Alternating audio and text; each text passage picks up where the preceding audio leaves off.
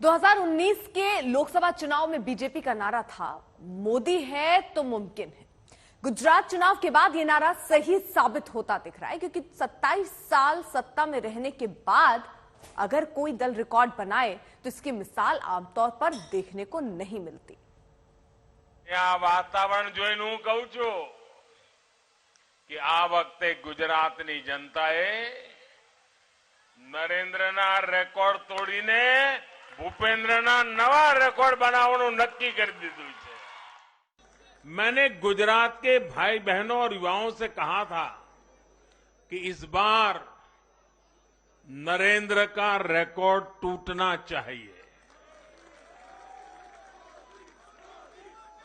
और मैंने वादा किया था कि भूपेंद्र नरेंद्र का रिकॉर्ड तोड़े, इसलिए नरेंद्र जी जान से मेहनत करेगा।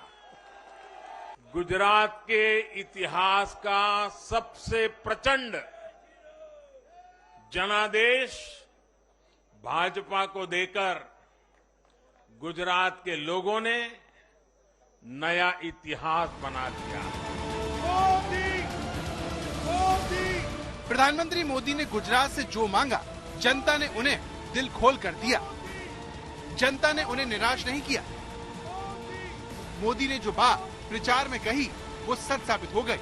इस बार के चुनाव में बीजेपी ने अभी तक का अपना सर्वश्रेष्ठ प्रदर्शन किया है, जिसे पार्टी के लिए प्रधानमंत्री ने पहले से ही लक्ष्य बना दिया था।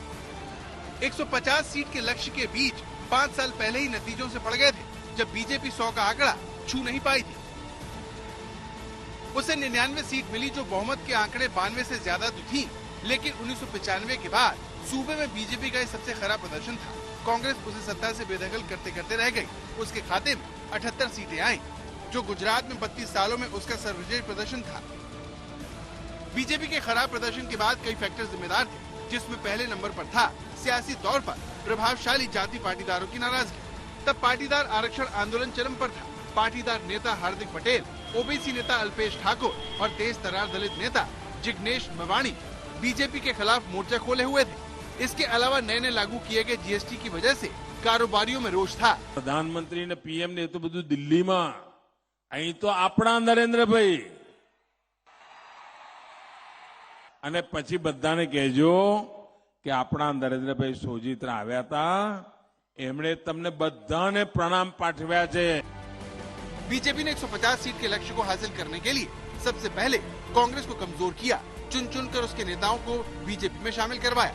2019 में ओबीसी चेहरे अल्पेश ठाकुर और फिर चुनाव से पहले हार्दिक पटेल को बीजेपी में शामिल करवाकर पार्टी ने अपना सियासी खतरा कम कर लिया। अल्पेश ठाकुर के अलावा बीजेपी कांग्रेस के अहम नेताओं को तोड़ने में कामयाब रही।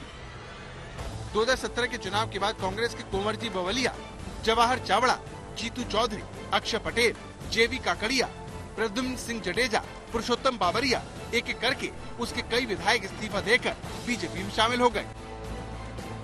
कांग्रेस में इस भगदड़ का असर ये हुआ कि बीजेपी 2022 में अपने क्षेत्रीय और जातिगत समीकरणों को भी साधने में कामयाब रही।